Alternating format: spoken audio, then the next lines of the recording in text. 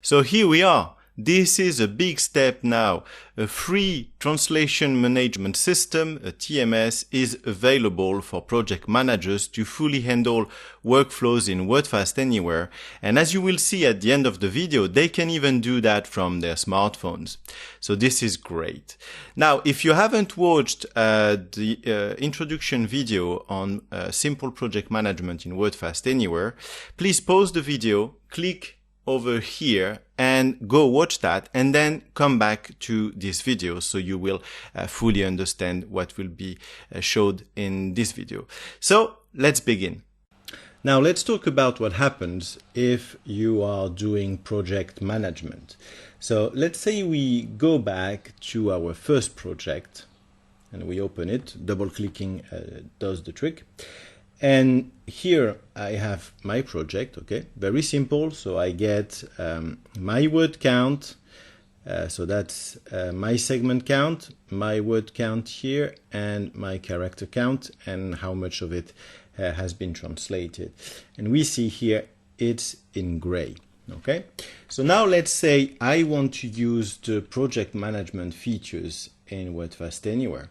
So what I need to do is to go back to my project setup, and now what I want to do is select advanced. So I need to read that, okay, and let's say I've done that, and then from here this is where I will be managing things. So first thing, currency. So let's say I want to change from USD to euros, okay, we'll be working in euro. So I can have a description for that project. Okay, YouTube tutorial, all right.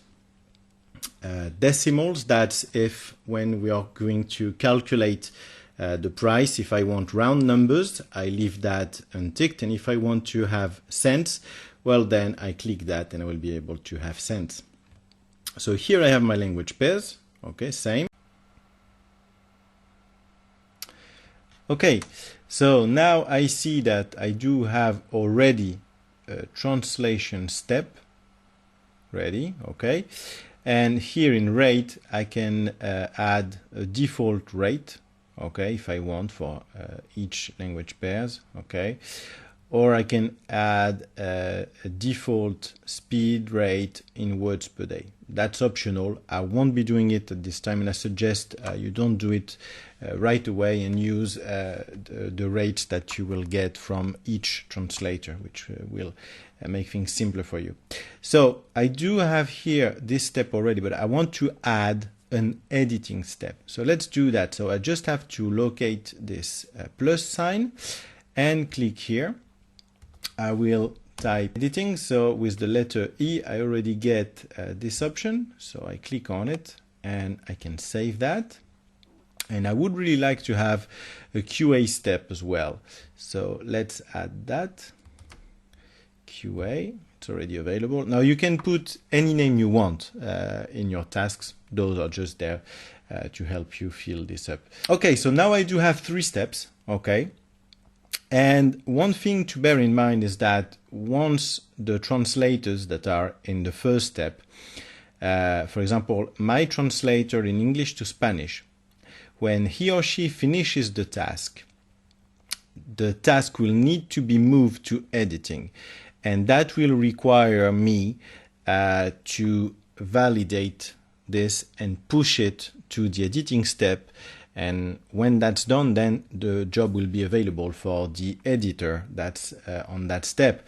But I can decide to have that done automatically. So if I click here on auto, when my English to Spanish translator finishes his job, it will automatically be pushed to the editing step. Okay, so that's very useful thing to have. Okay, so automatically it goes to the next step if you want that to happen, to auto. Okay, so let's do that and save the project. Okay, so now my project is in blue instead of gray, so that means that it is in preparation. Now to make sure it's in the preparation step, I can come here and check that. Okay, so in preparation. Okay, Now, what I want to do is I now want to add linguists to my step. And as I see here now, I do have this button that appeared since I am in an advanced project, and I can set up linguists. So let's do that. So I will now add a linguist. And the first step is to put here the email address. And the email address that you will put here needs to be the same email address that your linguist uses in Wordfast Anywhere. This needs to be the email address used for a Wordfast Anywhere account. Otherwise, all the things that you are setting up will not work. So, first, your linguist needs to have a Wordfast Anywhere account, and he needs to share with you what is the email address for that Wordfast Anywhere account. And that's what you want to put here. So let's do that now. Okay, so I do have a linguist that has an email address, Great Translator. So let's say his name is, the initials will be Great Translator, GT. Country here, well, let's place him in France, okay? Comment, accurate, and on time. So this comment is for me, just to remember that specific translator. What is his source language? We'll say it's English. And his target language, we'll say it is French. Okay, so that's the target language. So make sure you use the same language variants as what you will have set up here in your project, to make sure that they are available when you want to add them to a step. Now, what does this translator do? Well, let's say it does everything. Okay, translate, proofread, and revise. So let's set up some rates. 0.06, we will do 0.03, 0.03, and QA, let's say, is more expensive, 0.035. Okay, speed. So that's the number of words per day that your translator can perform. So you may fill up this step. It's optional. It's up to you. And the score is what score you will give him or her depending on how they perform. So it's up to you. You can rate them from 1 to 5, and it's optional as well.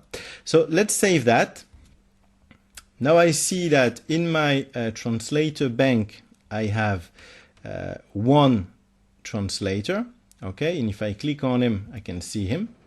And here the languages are locked. So if this specific translator works also in another language pair, say he is also fluent in Portuguese to French, okay, well, I will need to create a new translator with the same name and same data, and that will make my translator available for that additional language pair.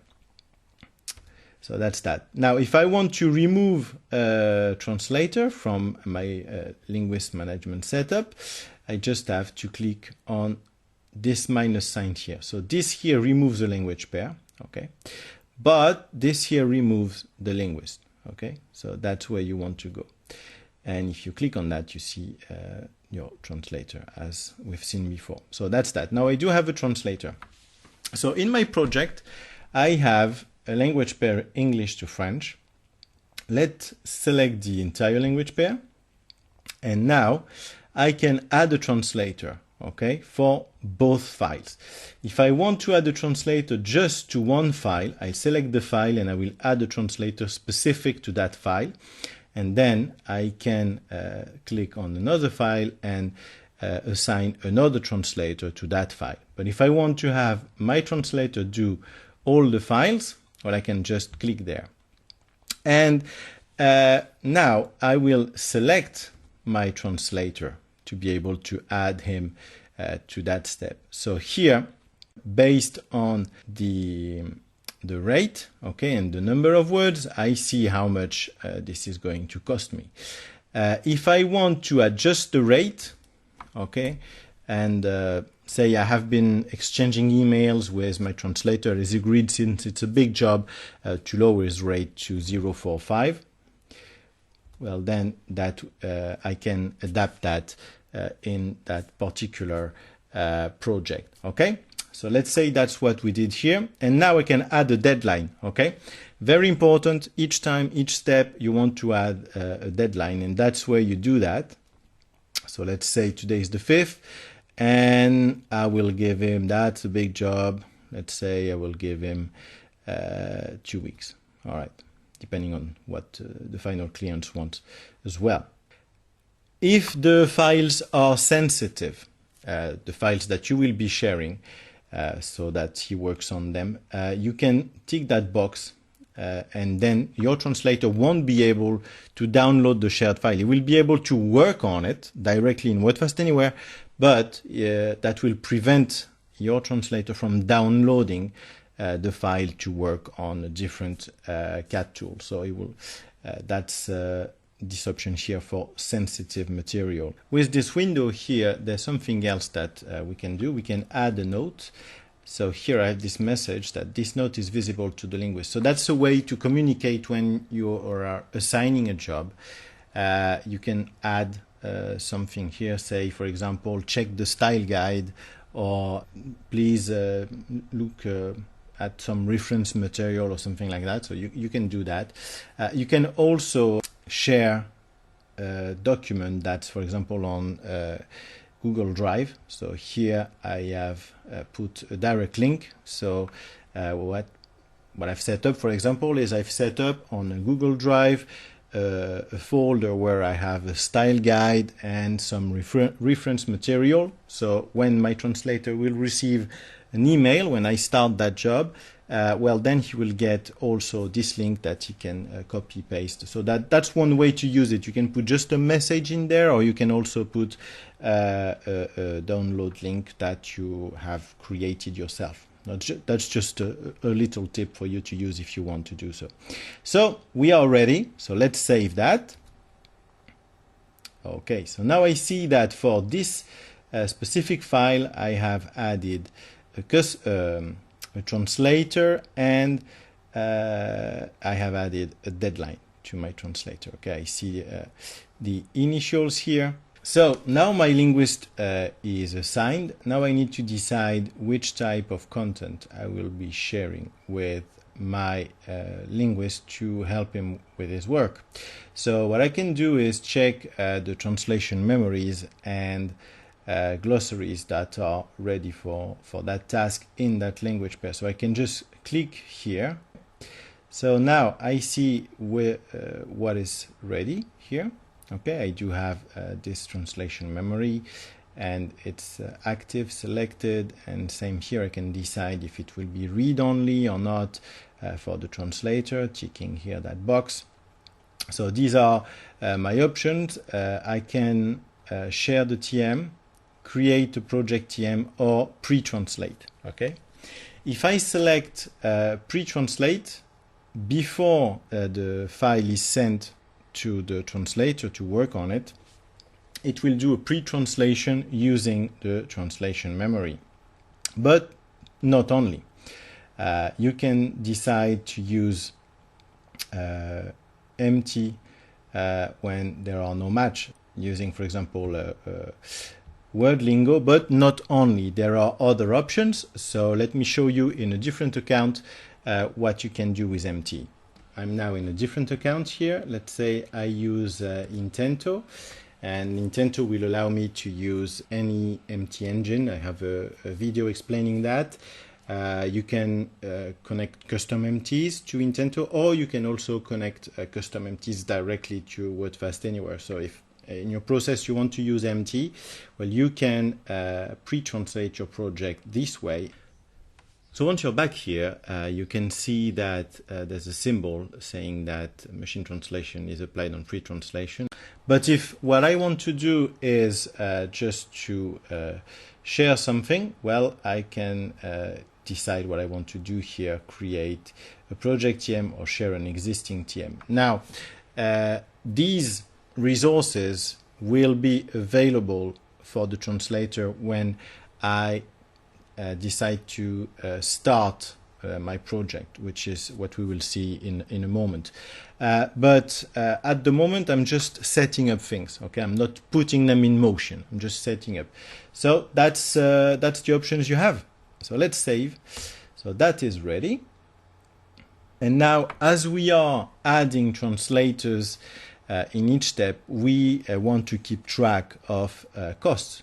And a way to do that is to click on this button here, and that will show us how much each step is costing us. Okay, so for this document, I see that's that price, and for the rest, I see that I haven't added translators at the moment. So my total cost for the project at the moment is this amount. So this will show you how much the project costs. If you want to see your margins, you will need to do that separately in some application that you're using, or using a piece of paper and a pen, whatever suits you best. And remember, it's only a beta version, so that's for margins, it's not there yet. Now what we want to do is move it to the next step. So we want to start things. So let's change the status of our project.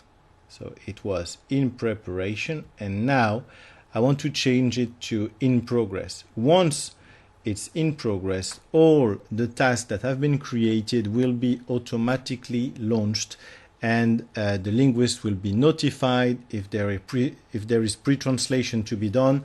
It will be done.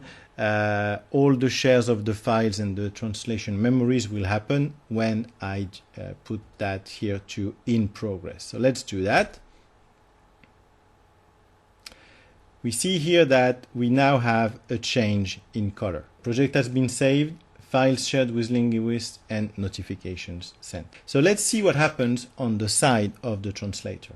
So my great translator here has received a message in the inbox. And what does the message contain? Well, here you have the owner, which is yourself, and the document, and it says here it's downloadable if they want to download it. They see what has been shared with them. Okay.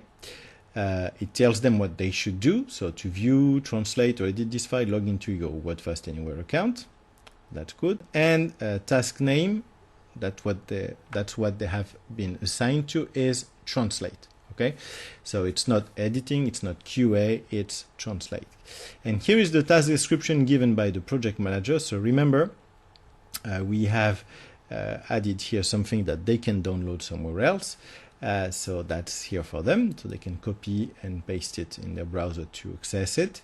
Now, and they get here in bold the deadline for the task, okay? Plus the remaining time when the email was sent. Okay, so that's excellent.